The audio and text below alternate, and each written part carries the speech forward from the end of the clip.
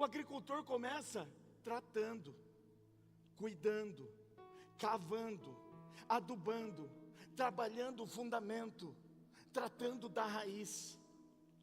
Sabe por quê? Porque Deus, irmãos, e aí eu quero trazer para as nossas vidas, porque o Deus a quem nós servimos, Ele sabe que fruto nenhum é produzido na pressão. O fruto nas nossas vidas é produzido através da transformação. Não é pressão, é transformação. Sabe onde eu quero chegar? Para que eu e você frutifiquemos como o Senhor espera, para que eu e você demos frutos como o Senhor deseja, primeiro nós precisamos ser transformados. Transformados, não é pressionados. Eu quero dizer uma coisa: quem não tem fruto não pode dizer que foi escolhido por Deus. Olha para o irmão que está ao seu lado e pergunta para ele: você tem frutificado? É uma exigência. É uma exigência. O Senhor nos escolheu por causa dos frutos. Quem não tem fruto não foi escolhido. Tem muita gente que quer mudar os resultados da sua vida. Tem muita gente que não está satisfeita com a vida que tem levado. Quer mudar, quer trocar. Mas hoje nós entendemos algo: não vai ter bênção se antes não tiver tratamento. Sabe por que é importante nós passarmos pelos desertos da vida? Porque deserto tem a ver com tratamento. Quando a gente consegue atravessar o deserto, a gente chega do outro lado transformado. Aí quando a gente está transformado, a gente consegue produzir fruto. Eu não sei se você está no deserto. O que eu sei é que tem deserto de todas as extensões. Tem deserto que a gente atravessa em 1 ano, 5 anos, 10 ou 40 anos, como a Bíblia faz menção. Sabe qual é o tamanho do deserto? É o tamanho da língua. Quanto mais reclama, quanto mais murmura, mais aumenta o tamanho do deserto. Deserto é tratamento. Deserto é lugar de aprendizado. É lugar onde nossas raízes estão sendo cuidadas, adubadas. Sabe por quê? Porque no deserto tem dor. Quando a gente passa pelo processo do deserto, das fases do deserto, quando nós estamos inseridos no deserto, nós estamos sentindo dor. E dor gera mudança, gera transformação. Se não tem dor, não tem mudança e não tem transformação. Sabe por quê, irmãos? Porque às vezes o problema não está na falta de fruto, ou na ausência da frutificação. Às vezes, irmãos, o problema está no orgulho que nós carregamos, de não permitir que Deus nos trate. Talvez o problema esteja nas mágoas que nós carregamos, que nós não liberamos perdão, que nós não queremos conversar, que nós nos achamos autossuficientes. Talvez o problema não seja a ausência de fruto, mas seja, sabe o quê? A incredulidade, a falta de fé no Deus que pode todas as coisas. A falta de fruto pode ser explicada por quem não foi transformado ainda.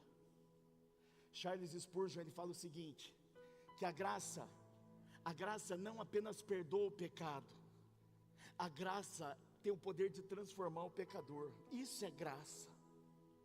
A gente tem graça é o favor imerecido de Deus. Legal, para quê?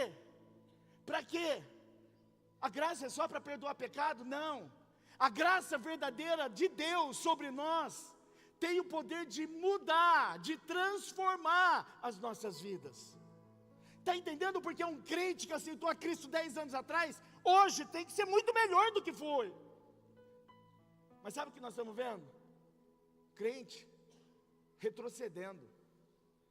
Aí está na moda a gente falar, porque perdeu o primeiro amor. Desculpa, queridos, não existe essa história. Não pode, nós não podemos aceitar esse negócio de primeiro amor. Eu vou usar o meu casamento. Quem é que é casado há 30 anos já? 30 anos. Eu vou falar uma coisa para você. Eu hoje sou muito melhor do que quando a gente se casou. Não era isso que eu ia falar. Era só para tirar onda. Mas hoje eu sou mais apaixonado por você do que quando eu te conheci. Sabia?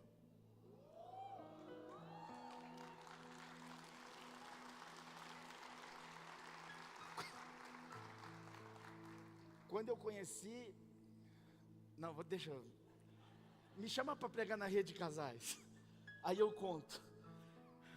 Mas hoje eu sou muito mais apaixonado do que quando eu conheci. Com Jesus é a mesma coisa, irmãos. A gente não pode ser emocionado só num primeiro momento quando a gente conhece Cristo. Cada ano que passa a gente tem que se apaixonar mais, porque o relacionamento aumenta, a intensidade melhora. Você passa a conhecer mais o teu Senhor e Ele passa a conhecer mais você. Como é que pode diminuir esse amor? Hoje eu sou muito mais apaixonado pelo Senhor do que quando eu conheci Ele há mais de 30 anos atrás. Por quê? Porque tem relacionamento. Porque eu permito que Deus me trate e Ele me trata toda hora. O problema é que o crente hoje acha que está pronto. Talvez não seja pronto nem para ir para o céu. A graça não tem o poder só de perdoar pecado, mas principalmente de perdoar, de tratar, de transformar o pecador. Então olha para o pecador que está do seu lado e fala assim: deixa a graça de transformar, o abençoado. Ontem eu preguei aqui no encontro e eu falei sobre Jacó. É impressionante, né? Jacó, muitas vezes, nós somos como Jacó. Quer ver? Quantos aqui querem bênção de Deus? Diga amém. Eu também. Quantos aqui? Não vou continuar, porque você vai falar não e eu vou discordar.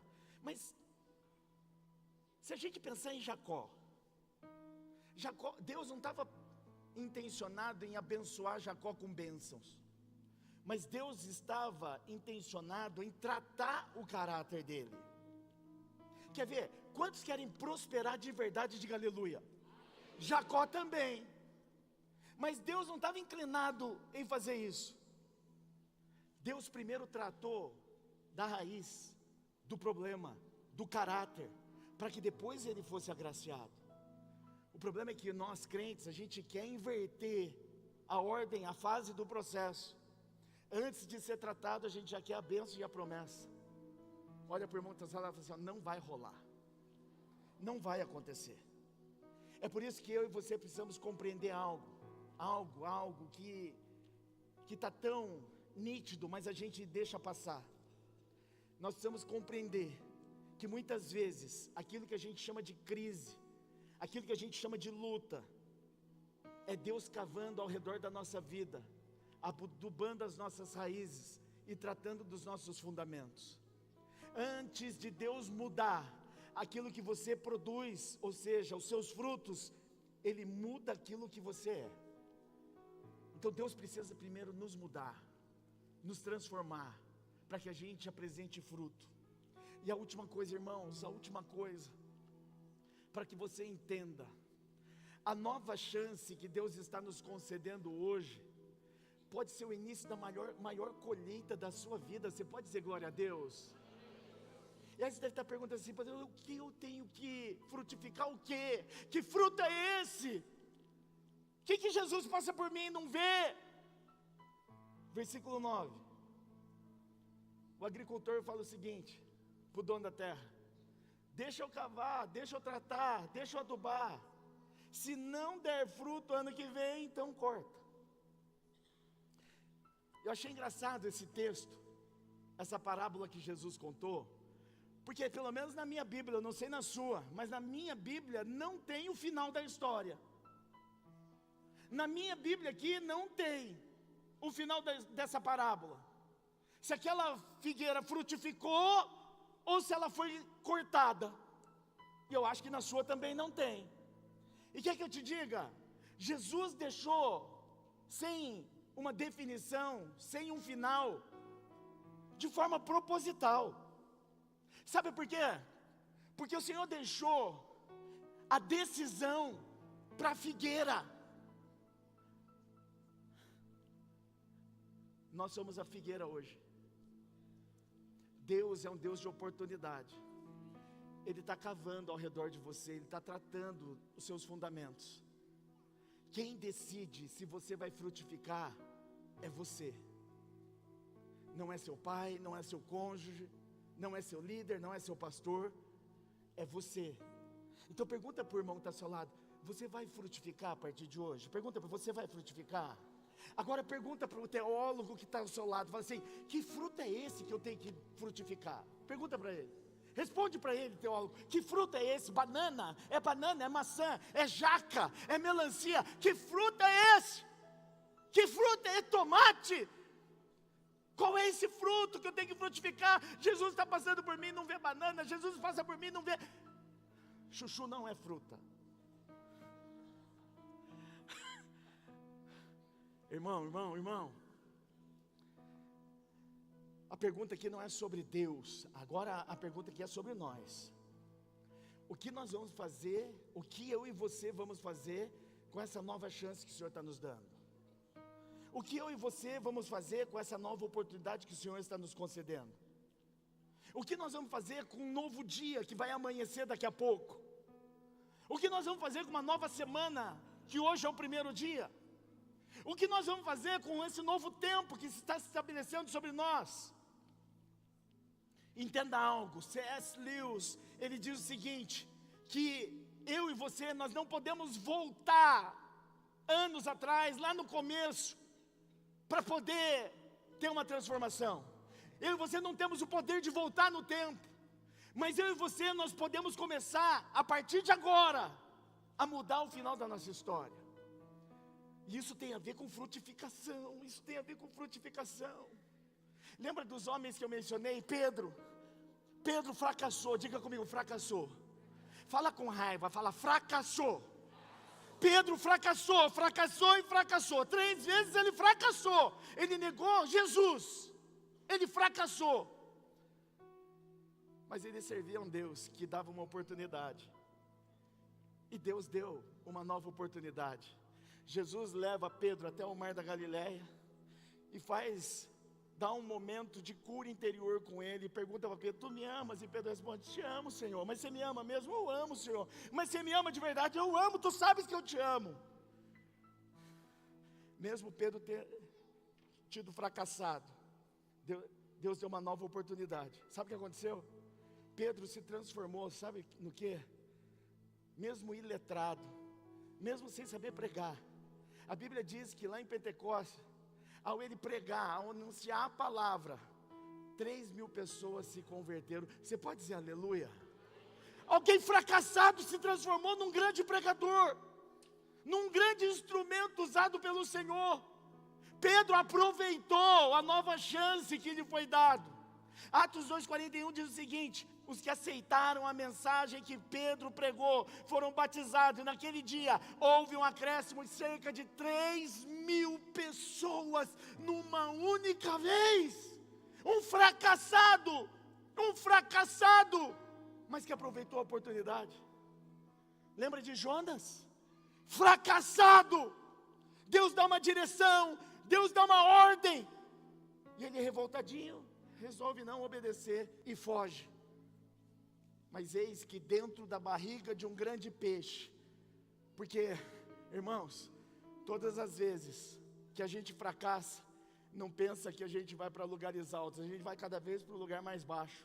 E foi o que aconteceu com Jonas. Ele fracassou e ele causou uma tempestade por conta do seu fracasso, indo parar na barriga de um grande peixe. E dentro da barriga de um grande peixe ele se arrepende e Deus dá uma nova oportunidade para ele. A Bíblia diz que Jonas decidiu então aproveitar a oportunidade, foi para Nínive, e a Bíblia diz que toda a cidade de Nínive se converteu. Você pode dar glória a Deus e um aplauso a Jesus?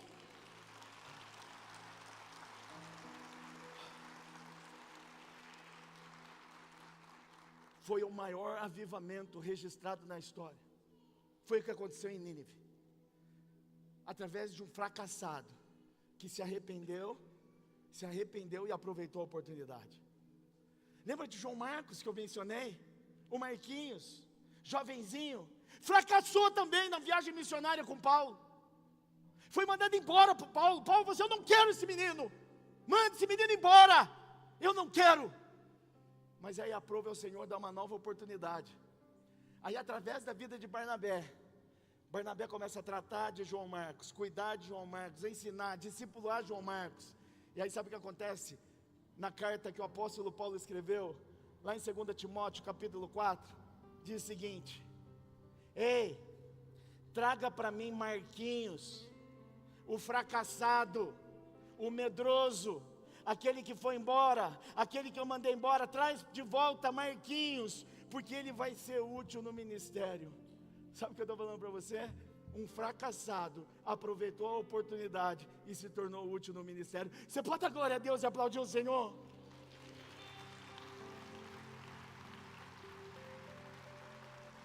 Pastor, o senhor falou. Que fruto é esse? Que fruto é esse? João 15:16. Primeiro eu quero dizer uma coisa para você, não se ache o bonzão, tá? Eu aceitei Jesus, eu escolhi Jesus, não foi nada disso. Você levantou sua mãozinha um dia, mas Jesus já sabia o que ia acontecer. Não fomos nós. Sabe o que diz João 15:16? Ei, não foram vocês que me escolheram, eu escolhi vocês. É Deus falando, fui eu que escolhi cada um de vocês. Nós vivemos num planeta de quase 8 bilhões de pessoas. 8 bilhões de pessoas. Olha para o lado, para quem está ao seu lado. E ele escolheu isso aí, ó. Aí você vai falar que o gosto de Deus é duvidoso? Foi Ele que escolheu, não foi você que escolheu servir a Ele. Foi Ele que te escolheu, segundo está aqui em João 15:16. Bonitinhos, não pensem em vocês, que vocês me escolheram. Fui eu escolhi vocês. Para quê? Para que vocês vão e dêem fruto. Diga comigo, fruto. Só quem é crente, diga fruto. Só quem foi escolhido, diga fruto. Mais alto, diga fruto. Eu escolhi vocês para que vocês deem fruto, e fruto que permaneça, a fim de tudo aquilo que vocês pedirem em meu nome, lhe seja concedido. Sabe por que tem muita gente que não tem aquilo que quer? Sabe que tem muita gente que pede em nome do Senhor e não recebe? Porque não tem frutificado. Quando não tem frutificação, não tem uma resposta positiva da parte do Senhor. Porque Ele nos escolheu para a gente dar fruto, não foi para outra coisa a não ser dar fruto. E se nós estamos vivos e não temos frutificado, é como a figueira, inútil, vivo e inútil. Me lembrou um louvor, inútil. Só os mais antigos vão lembrar. João 15:16. Nunca mais esqueça esse texto. Não foi você que fez um favor para o Senhor, foi Ele que me escolheu, foi Ele que te escolheu, para a gente ir e a gente dar fruto que permaneça. Agora vem, qual é o fruto que eu e você precisamos dar? Qual é o fruto que eu e você precisamos mostrar? Talvez você tenha 10, 15, 20, 50, 80 anos, e durante esses anos todos, Jesus passa por você e não encontra esse fruto. Ele passa um ano, não encontra, passa 2, não encontra, e no outro ano não encontra, e vai passando uma década e continua não encontrando. Mas graças a Deus que o Senhor é um Deus de novas chances. Gálatas capítulo 5, verso 22. A palavra do Senhor diz o seguinte: o fruto, irmãos, é o fruto do Espírito. Sabe que Jesus quer passar por mim e por você encontrar? Sabe que Ele quer passar por mim e você e ver? Ele quer ver o amor, Ele quer ver a paz, Ele quer ver a paciência, a amabilidade, a bondade, a fidelidade, a mansidão, o domínio próprio, porque contra essas coisas não tem lei. Esse é o fruto do Espírito, esse é o fruto que o Senhor espera encontrar em mim e em você. Eu posso ouvir amém? E todas as vezes que você fica nervosinho, irritado, revoltado, você não está dando fruto do Espírito. É como se você fosse uma figueira brava. Toda vez que você abre a boca para reclamar, toda vez que você não exerce, que você não vive esse fruto do Espírito, é como se você fosse a figueira. Pedro teve uma segunda chance.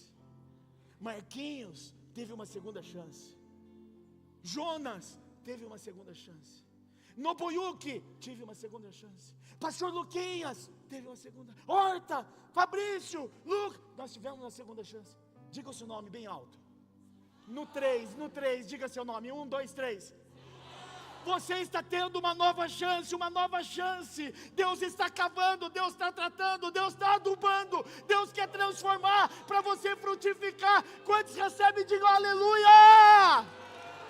Oh, meu Deus, meu Deus, meu Deus, meu Deus.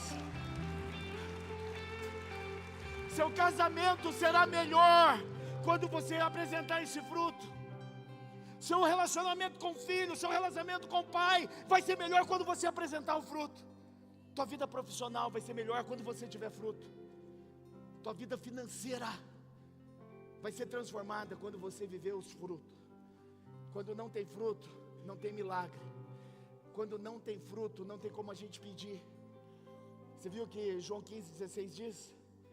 Para que vocês vão e dê fruto, e fruto que permaneça, a fim de tudo aquilo que vocês pedirem em meu nome lhes seja concedido. Sabe por que tem tanto crente comendo pão que o diabo amassa? Porque não frutifica, porque não dá fruto.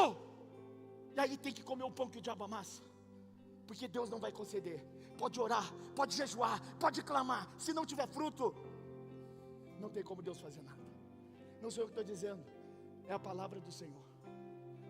Não adianta a gente entrar na igreja e ser maravilhoso, e a gente chega dentro de casa, é um cavalo. Nós aqui na igreja, a gente até ajuda, mas na empresa, nós somos o pior funcionário. Fruto do Espírito, Gálatas 5, 22 e 23, é o que o Senhor, a partir de hoje, quer passar por você e encontrar. Ele quer passar por você e encontrar amor, Ele quer passar por você e encontrar paciência, Ele quer passar por você e encontrar domínio próprio, Ele quer passar por você e ver fidelidade, bondade, porque sem isso, irmãos, não tem como nós recebermos nada do Senhor. Só quem me entendeu, fica em pé no seu lugar em nome de Jesus. Só quem me entendeu, fica em pé em nome de Jesus.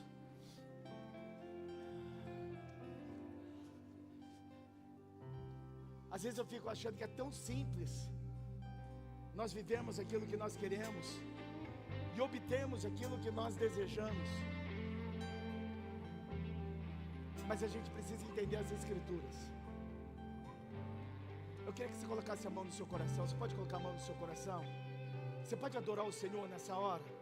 Você pode pedir perdão pelos anos que o Senhor passou por você e não encontrou fruto do Espírito? Às vezes em que você se irritou, às vezes que você se rebelou, às vezes que você se revoltou, às vezes que você praguejou. Comece a pedir perdão ao Senhor. Peça perdão ao Senhor. Talvez o Senhor está passando por você há anos, há décadas, e Ele está querendo te cortar. Mas graças a Deus pela misericórdia, adore ao Senhor agora. Sonda-me, Senhor,